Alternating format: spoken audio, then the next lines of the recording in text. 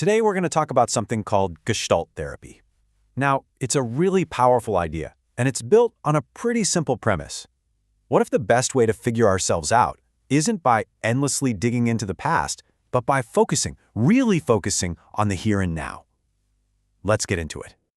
You know that feeling, right? That sense that you're just held back, weighed down by some old argument, or a heartbreak, or maybe a chance you didn't take. It honestly feels like you're trying to run a race, but you're carrying this heavy backpack full of rocks. So what if there was a way to just put that backpack down?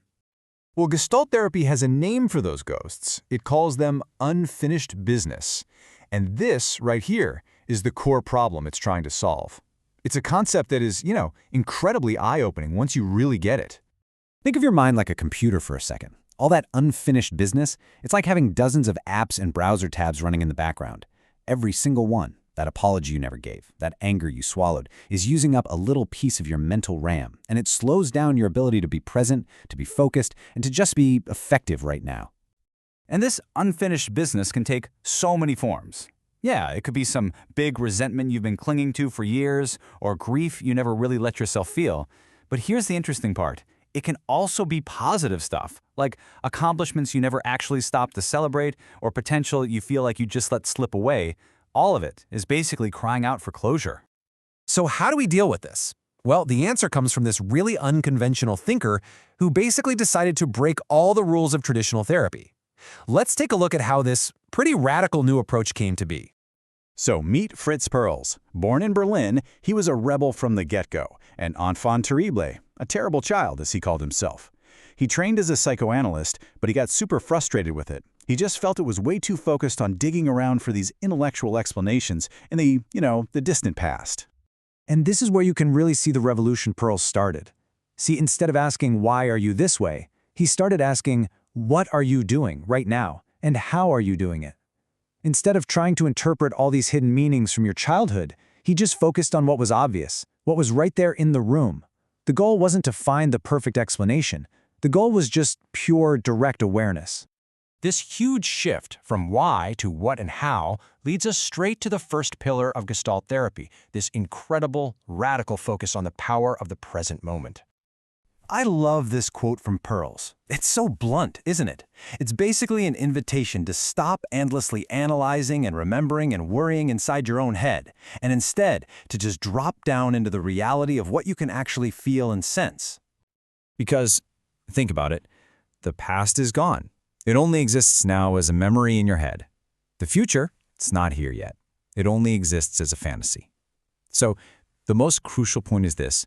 The only place you have any real power, the only place change can actually happen, is right here, right now. This is where all that unfinished business shows up, and this is where you can finally start to deal with it. Okay, so if the now is the where all the action happens, then awareness is the how. And in Gestalt, awareness isn't just like a step in the process, it is the whole process. This is the core belief right here. You don't need to force yourself to change. You don't need to analyze your way to a solution. The simple act of becoming fully aware, without judgment of what you're experiencing, your thoughts, your feelings, your body, that is what lets change happen all on its own. So how do you actually practice this? Well, it's about coming to your senses, just like Perls said. I mean, right now, what's happening in your body? Is there a tightness in your shoulders, a knot in your stomach? And what feeling is here? Can you just name it? Sadness, excitement, boredom. And what's around you? The light in the room, the hum of your computer. This isn't about fixing anything. It's just about noticing. All right, so we're bringing our unfinished business into the present moment. We're applying awareness to it, but what's the end goal? What are we trying to achieve here? Well, the answer is actually hidden right in the name of the therapy itself. Gestalt is a German word.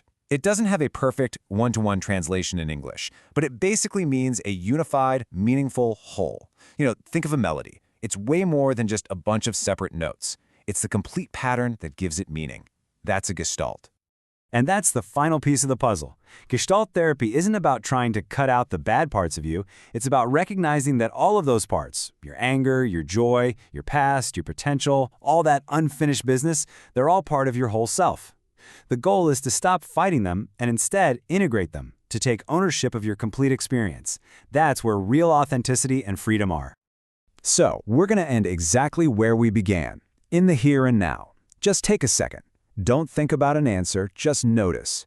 Your breath, the feeling of the chair you're sitting on, a thought just passing through your mind. That simple act of noticing, that's the first step to becoming whole.